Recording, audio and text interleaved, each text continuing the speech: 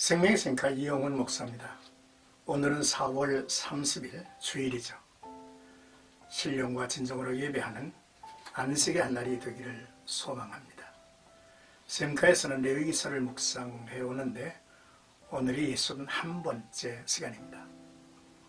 레위기 24장 10절에서 23절까지 여호와의 이름을 모독하는 자라고 하는 주제이죠. 거룩한 절기가 성전에서의 예배로 이어지고 그 예배에서 거룩한 하나님의 빛으로 자신을 살핌과 온전하게 드려진 제단의 진설병에서 우리 자신의 모습을 돌아보았습니다. 여기에서 엄히 경계하는 말씀이 한 사건으로 이어 전해지죠. 신성 모독의 죄와 동해 보복 법에 대한 규례입니다. 먼저 10절에서 16절까지는 여호와의 이름을 모독하면 이라는 내용이죠. 구약성서는 언약의 백성인 이스라엘과 이방인의 통혼을 금했습니다.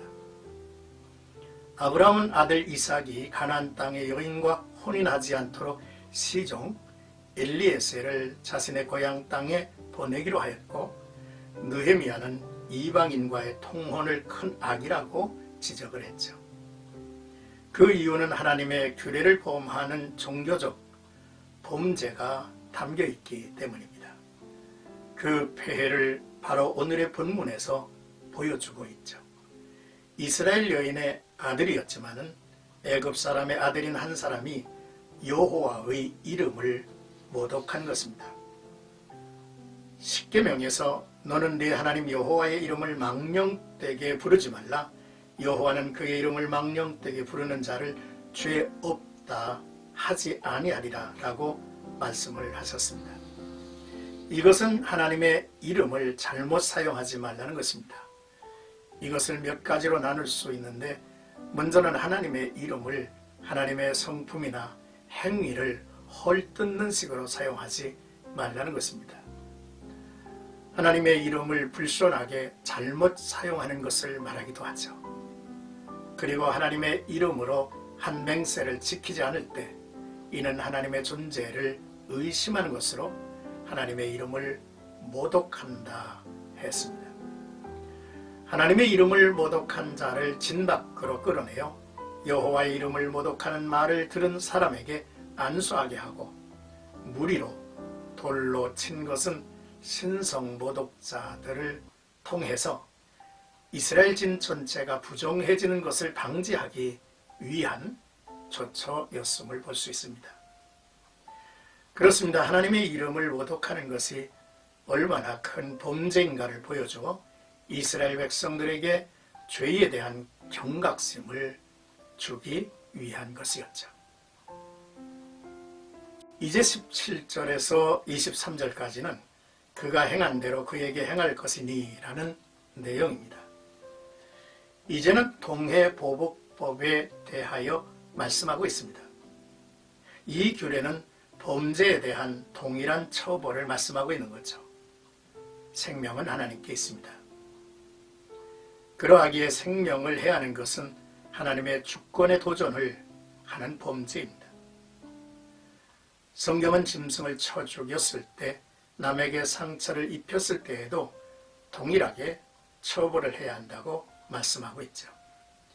이 규례의 의미는 사회적 약자에 대한 보호일 것입니다. 또한 하나님의 공의로운 성품을 분명하게 나타내는 것이죠. 그래서 이 법은 본토인에게나 이방인에게나 차별이 없이 동일하게 적용하게 했습니다. 처벌이 더 무거워서는 안 된다는 의도도 있죠. 당시 약육 강식의 시대적 상황에서 약자를 보호하시는 하나님의 뜻, 하나님의 자비로움을 볼 수 있죠. 결국 하나님 앞에서 범죄한 자는 자기가 행한 그대로 처벌을 받아야 하는 것입니다.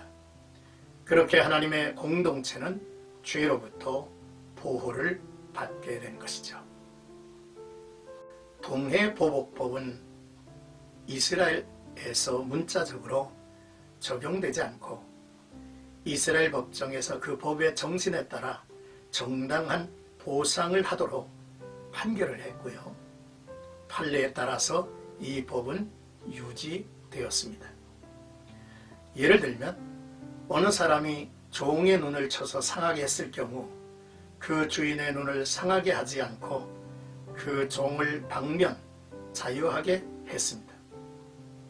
또한 소를 죽인 자는 자기의 소를 죽이는 대신에 그의 충분한 소의 값을 치르도록 했습니다. 오직 하나님을 모독한 자, 고의로 살인한 자는 죽임을 당했습니다. 사람은 하나님의 형상대로 지음을 받은 생명인 바, 피를 흘린 것은 하나님과 생명을 모독한 것이어서 그에 상응한 대가를 받게 한 것이죠. 이 경우 생명은 생명으로라는 법이 문자적으로 시행이 되었습니다. 사랑하는 생가가족 여러분, 오늘의 말씀을 묵상하면서 하나님의 이름을 모독하는 죄는 두려운 형벌이 있을 것이다 라고 하는 말씀을 주목했습니다. 또한 인간이 서로 모욕하면 악마가 승리하고 하나님이 슬퍼하실 것이라고 하는 사실이죠. 인간관계는 영원히 파괴될 것입니다. 죽을 죄인 대신에 죽음을 택하신 예수님을 우리는 바라보고 살아야 합니다. 그의 죽음이 내 죽음을 대신했기 때문이죠. 하나님을 경외하고 이웃을 사랑하는 마음 지니고 살아가는 성도들의 복된 모습이 있기를 주의 이름으로 축복합니다.